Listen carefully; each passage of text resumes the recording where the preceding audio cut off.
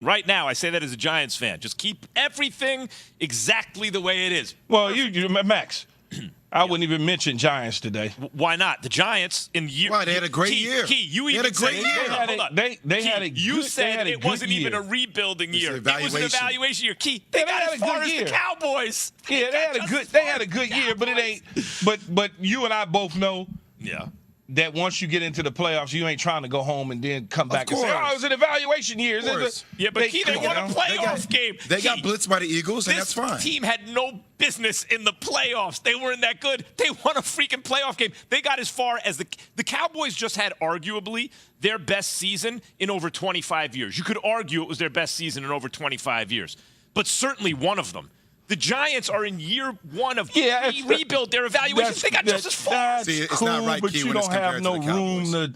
You don't have no room to talk right now. Not the way the Giants got it. Nah, You know what I'm saying? Everybody's like all got angry and whooped up. disappointed. I'm like, why? Like, they exceeded expectations No, they won. this year. Yeah, Look, I man, feel good. they They won. just got whooped Okay, up. the Eagles They are just won on a the different argument. level. They won the argument. It was an evaluation year. They backdoored in the playoffs, won a playoff game, went on the road to the Eagles, and got shellacked. No Yes. question about it. But don't jump all over the Cowboys when your favorite team. I'm not. No, I'm talking about Max. Oh, yeah. I'm talking about Mike McCarthy. Mike, I like Daboll. I love Daboll, and I like Daniel Jones, right? Like, he had nowhere to go with the ball that whole game. I like that. It's just in play. Keep everything the way it is there. If I'm a Giants fan, I'm looking at the Cowboys going, keep everything the way it is. I love it. I'll take my guys. You take your guys. Let's see how this goes. Just saying, though, when they went on the road and they beat up Minnesota, you were very like, oh, there's a chance. Like, it was different. It's Minnesota's defense. No, right. Right? No, It's the same way. Well, It should have been the same way we looked at Dallas beating Tampa, because that was your point about Tampa being beat up. Same thing, right? Well, the difference was that Philadelphia has been, when they've been healthy, they've been the best team in probably football. the best team in But football. check this out, though, man. The Cowboys' defense played really good football. Yes, they did. The quarterback didn't play good football, so therefore they wind up losing the game. Yep. That's it's as simple as that. Yeah, that's simple as that. Yeah, it's as simple as that. It's true. Meantime, that's the Cowboys. I don't even think the Cowboys were the team with the most pressure on them, and they lost. Team with the most pressure on them this whole season, this playoffs, everything, was the Buffalo Bills, and they lost too. So here's the question. Is it time to reevaluate? Not saying yes, I'm not saying no. I'm asking a question. Josh Allen, Keyshawn. This year obviously was huge for this organization, for our city, for just our franchise, moving forward, and it kind of sets the bar of who we're going to be and what we're going to do moving forward, and that's the mindset, and we won't settle for less than that. So, we got a taste of it being here, but there's more left, and we all feel that. Jason, out of all four teams that lost this weekend, do the Jags, have the brightest future? They're close. I like what they're building. I think they're on their way. I love the fact that Trevor Lawrence, after that game, stood there in the tunnel and literally slapped all of his teammates' hands. And you got that sense, that feeling, Key, that we're going to be back here. This is going to be normal for us. Let's remember this feeling so we can take it moving forward. Brightest future, though, I mean, it's fine. I think they got a bright future ahead of them. The whole quarterback cap that's going on with him, here we go. We're going to package that up, too. I can already see it coming. But here's what I would say. Doug Peterson's done a tremendous job of changing the culture, getting things turned around in Jacksonville. And on top of that, here's a sneaky note. Calvin Ridley will be joining the team after his suspension from gambling with them next year. So they add another piece that I think a lot of people forgot about when he went from Atlanta to Jacksonville. So that certainly will give them a different boost. Oh, you mean the guy that only bet a couple $100 and was suspended for the whole season? That guy? I don't know enough about the answer to the gambling. question is yes, they do have the brightest future, because I don't think you have to package Trevor Lawrence up. He's real good. Yeah, it's 6'6", can move as an arm, athletic. But beyond all that, he's got Doug Peterson.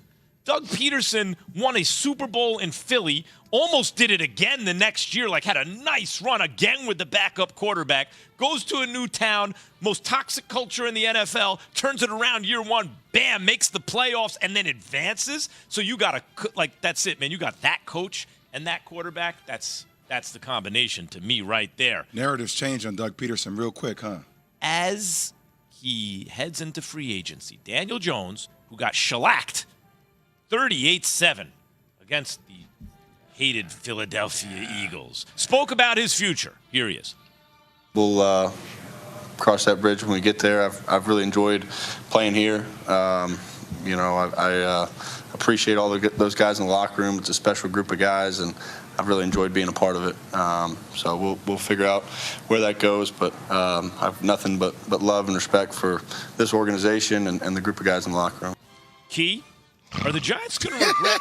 Shut up, Key. That's how I like it. Alone. Key, that's how I like Say it. Let's nothing. keep it nice and boring. Give the No, I'm media just saying, nothing. and I understand it's in a defeat, but the last two quarterbacks we just listened to, I got to wake up. Sounds different. Right? Give me Joe Burrow, man. No doubt. Damn. But there's only one Joe Burrow, so you know what I mean. Like otherwise, I'll take nice and non-controversial for a guy at Daniel Jones' level. Are the Giants going to not? Remember, after week 4 or 5, I'm like, Key, I want to sign him up right now. They're going to regret not re-signing him earlier. No. His market is where it is, and they'll probably keep him, retain him, give him a nice little bump on his money. I mean, look, he's played good football, but you've got to have enough owners, general managers, and head coaches to believe in him outside of the Giants organization for him to get the payday that everybody thinks he deserves. New York certainly, what other options are out there? Like, this is the perfect situation for the Giants and for him. He'll get taken care of the way he's supposed to, but, we'll cross that bridge when we get to it. So, Jay, he's certainly let's not worry about it then. He's certainly not Jalen Hurts. You could see the difference. But I didn't think he played that. Like, I was okay with Daniel Jones, man. They were completely overmatched. Look, I'm all about players getting their money, whatever the market dictates that you get. I respect that. I want guys to earn as much as possible. If I'm the Giants, though, I'm not trying to go at $40 million a year for Daniel Jones. Like, For 3 years? You talk about a difference maker, though. Jay, it's I know what the market. Key, I know what the market's going to dictate. New York City. I hear. No, listen to me. I know what the market's going to dictate. I hear you. I'm just saying, if you're an organization, I'm looking at that saying, are you that much of a needle mover at the end of the day for the biggest games? I would try to get you for a little bit less. 40's not top of the market. I would think. Still a little bit less, though. Wait, do you think you can? Here's the question, Jay. Do you think you can win a Super Bowl if you pay? I think you can. I think you can pay Daniel Jones $40 million a year over a reasonable deal, not a long-term deal, and win a Super Bowl during that time. Do you, or do you think that excludes that? I do. With the quarterbacks we're seeing in this league right now, I do not. I think Jones. I think he can win a Super Bowl, but he's got to get some help. There has to be a lot of things. There has to be a lot of things right around it. A lot. They got to re-sign Saquon. They got to re-sign Daniel Jones. They got to upgrade at the receiver position, and then pick up other few pieces around it. And for his second year in this system, he'll know it'll be slowing down for him completely because he'll be able to just know what it's supposed to be because it's second time around. Also Hodgkins and Bellinger and these kind of nice little pieces who should not be the lead receivers. But if you just get one top receiver, all of a sudden everyone else's numbers drop down. Like, oh, he's now the 2, he's now the 3. Now you got a decent receiving core.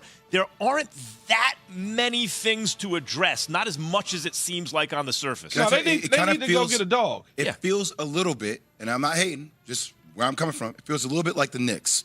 Like a couple years ago, remember, like, oh, the Knicks got in the playoffs. Like, we're a champion. I'm like, I got some pieces, but let's slow down as it relates to expectations. I know. I just want to slow down because nobody had them making the playoffs. And now we're talking about them.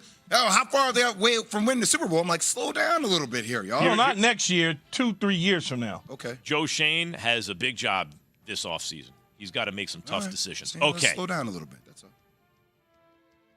Bengals 27 in the snow that Josh Allen was built for, right? Bills 10.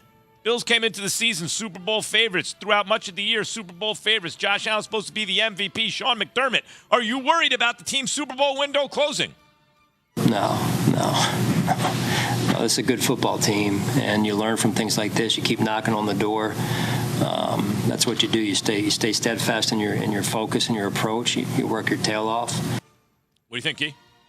He's right. You don't worry about that. But what I would say, though, is if they don't start to hurry up and get going, because Miami Dolphins aren't slowing down. The New York Jets is looking for a quarterback. They're coming. And I bet you as long as Bill Belichick is going to be coaching football, they're going to figure out how to get New England back on track. So the last thing you want to do if you the Bills is stay where you at. You want to move the next steps because Cincinnati's not going anywhere. Kansas City's not going anywhere. The Chargers are trying to figure it out. They'll eventually be where they're supposed to be. You start looking at Baltimore, bringing that situation with Lamar Jackson.